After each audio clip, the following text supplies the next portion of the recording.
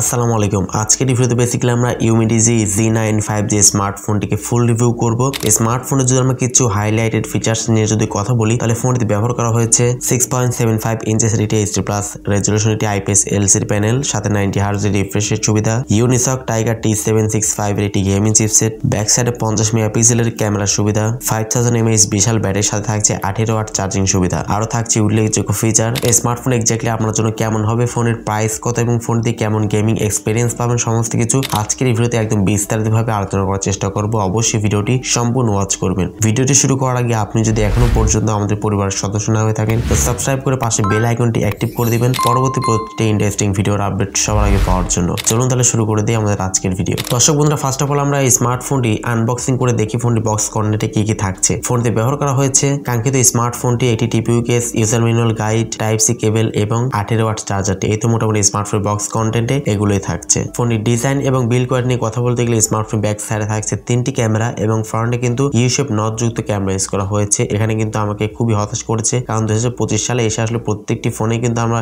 Budget ফোনগুলোতেও কিন্তু আমরা ফ্রন্টে কিন্তু দেখতে পাচ্ছি যে মিডল পাঞ্চেল অ্যাটলিস্ট দিয়েছে, বাট এখানে কিন্তু ইউ শেপ নট যুক্ত ক্যামেরা কিন্তু ব্যবহার করা হয়েছে, যেটা অবশ্যই একটু ডিসঅ্যাপয়েন্টেড সাইড বলতে পারেন। ফোনে পোর্টস এবং বাটনের কথা বলতে গেলে ফোনটির নিচে থাকছে টাইপ সি পোর্ট, মাইক্রোফোন এবং 3D স্পিকার, উপরে থাকছে সেকেন্ডারি নয়েজ ক্যান্সেলেশন মাইক্রোফোন এবং 3.5 মিলিমিটার হেডফোন জ্যাক। ডান সাইডে থাকছে ভলিউম আপ এবং ডাউন বাটন এবং পাওয়ার বাটন। তো প্রয়োজনীয় পোর্টস অফ বাটনও কিন্তু পেয়ে যাচ্ছেন, তবে কোনো প্রকার আমরা সেকেন্ডারি স্টেরিও স্পিকার সুবিধা কিন্তু পাচ্ছি না। ফোনটির ডিসপ্লে সেকশনে কথা বলতে গেলে স্মার্টফোনের ডিসপ্লেতে আপনারা পেয়ে যাচ্ছেন 6.75 ইঞ্চেসের একটি HD+ রেজলিউশন, এটি IPS LCD প্যানেল ইউজ করা হয়েছে। ডিসপ্লেতে পাচ্ছেন 90 হার্জের এটি রিফ্রেশের সুবিধা, তবে কোনো প্রকার প্রোটেকশনের সুবিধা কিন্তু পাচ্ছেন না। এবং স্মার্টফোন যেহেতু ফুল HD+ থাকছে না, HD+ থাকছে, তো সেই ক্ষেত্রে অবশ্যই আউটডোরে ডিরেক্ট সানলাইটে ফোনটিকে ইউজ করার সময় প্রচুর পরিমাণে শার্পনেসের কিন্তু ঘাটতি আপনি ফিল করবেন এবং ব্রাইটনেস জন্যও কিন্তু সমস্যা হবে যেহেতু HD+ থাকছে। তবে আমার কথা হচ্ছে 90 হার্জের রিফ্রেশ না দিয়ে যদি ফুল HD+ দিত, তাহলে অবশ্যই আরেকটু কিন্তু কাজের কিছু হতে পারতো, বাট এখানে কিন্তু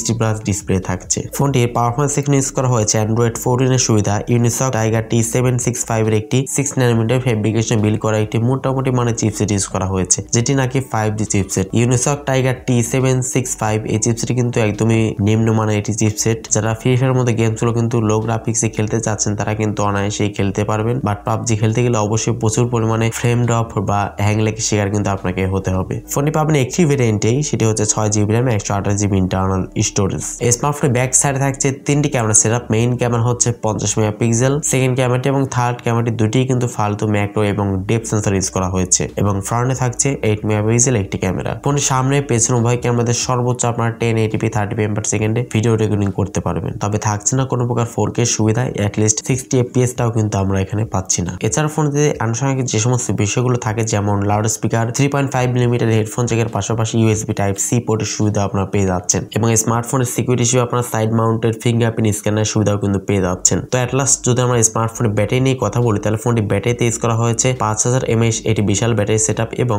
18 ওয়াট চার্জিং সুবিধা। 5000 mAh বিশাল ব্যাটারি দেওয়াতে অবশ্যই ভালো একটা চার্জ ব্যাকআপ এখান থেকে আপনারা পেয়ে যাবেন এবং 18 ওয়াট চার্জারটি যেহেতু দিয়েছে, তো সেক্ষেত্রে চার্জটা ফুল চার্জ হতে একটু বেশি সময় লাগছিল, 1.5 থেকে 2 ঘন্টার মধ্যেও কিন্তু চার্জিং টাইম কিন্তু লেগে যাবে। ইউমিডিজি Z9 5G স্মার্টফোন কিন্তু বাংলাদেশে এই মাসের 26 তারিখে কিন্তু লঞ্চ করা হবে এবং ফোনের প্রাইসটি কিন্তু এখনো পর্যন্ত কোথাও আসলে উল্লেখ করা হয়নি, তবে আমার মনে হচ্ছে 13-14 হাজার টাকা প্রাইস সেগমেন্টে আশেপাশে হওয়ার কথা, যেহেতু একদমই চিপ লেভেলের কিন্তু এখানে কনফিগারেশন দেওয়া হয়েছে। শুধুমাত্র 5G সুবিধা দেওয়া হয়েছে, বাট 5G থাকলে যে সবকিছু পারফরমেন্স ভালো দিবে বিষয়টা কিন্তু এমন না। তো 14-15 হাজার টাকা ফোনের হিসেবে এই ফোনটি আপনার কাছে এক্স্যাক্টলি কেমন লাগলো কমেন্ট সেকশনে আপনার মূল্যবান মতামত অবশ্যই জানাবেন। সো আজকের মধ্যে এই পর্যন্তই। আল্লাহ হাফেজ, আসসালামু আলাইকুম ওয়া রাহমাতুল্লাহ।